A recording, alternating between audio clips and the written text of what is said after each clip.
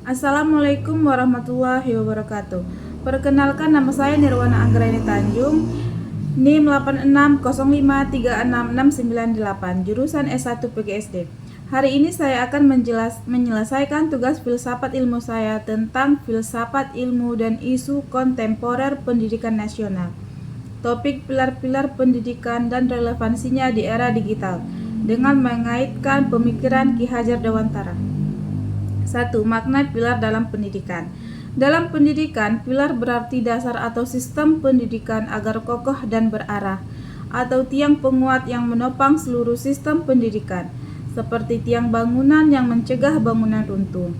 Tanpa pilar yang kuat, pendidikan kehilangan fondasi filosofis dan arah tujuannya. Pilar pendidikan berfungsi menjaga agar pendidikan tidak kehilangan jati diri di tengah perubahan zaman yang begitu cepat. Pilar-pilar ini memberikan fondasi nilai, prinsip, dan arah yang jelas bagi pendidikan nasional. 2. 3 prinsip dasar pendidikan Ki Hajar Dewantara. Ki Hajar Dewantara, Bapak Pendidikan Nasional, merumuskan 3 prinsip utama yang dikenal sebagai sistem Among. A. Ing ngarso sung tulodo, di depan memberi teladan, guru harus menjadi contoh yang nyata dalam bersikap, moral, dan perilaku. B. Ing madia mangun karso, di tengah membangun semangat, guru membangkitkan niat, motivasi, dan inisiatif bagi peserta didik. C. Tut uri handayani, di belakang memberi dorongan, guru mendukung kemandirian belajar peserta didik dari belakang tanpa memaksa. Ketiga prinsip ini membangun hubungan yang humanis antara guru dan juga siswa, di mana pendidikan bukan hanya sekedar transfer pengetahuan, tapi pembentukan karakter dan pemanusiaan manusia. 3. Relevansi dan tantangan di era digital.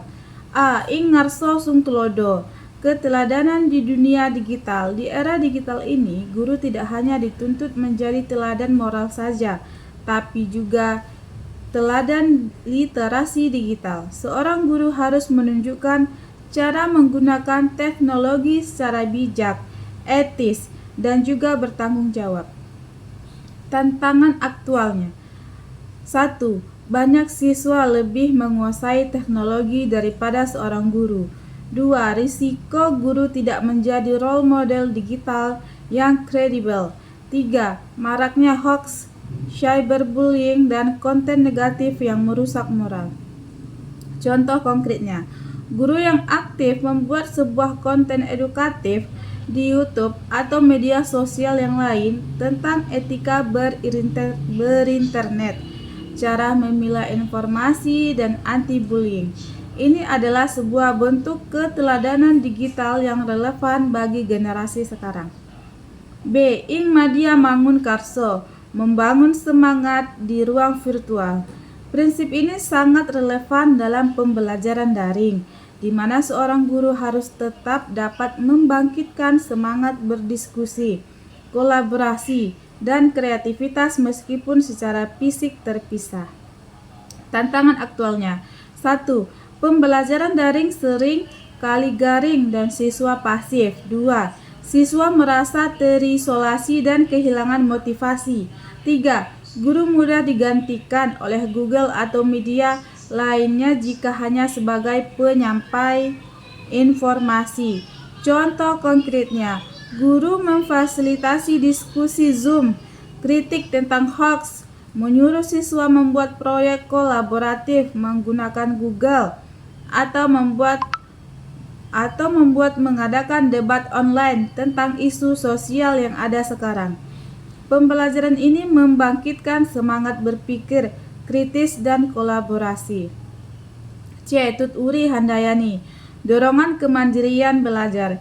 Di era informasi tanpa batas sekarang, siswa dapat belajar apa saja secara mandiri. Peran seorang guru adalah sebagai memberi dorongan dan bimbingan, tanpa memaksa, sehingga siswa belajar memilah, menyaring, dan memakai informasi dengan bijak. Tantangan aktualnya. 1. Akses informasi tanpa batas. Siswa bingung atau tidak tahu memilah mana yang benar dan salah. 2. Ketergantungan pada jawaban instan dari Google atau juga dari chatbot. 3. Kurangnya kemampuan berpikir mandiri dan juga kritis.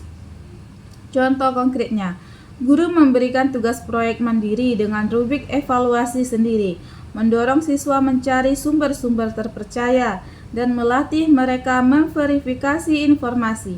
Ini membangun kemandirian anak dan bertanggung jawab belajar.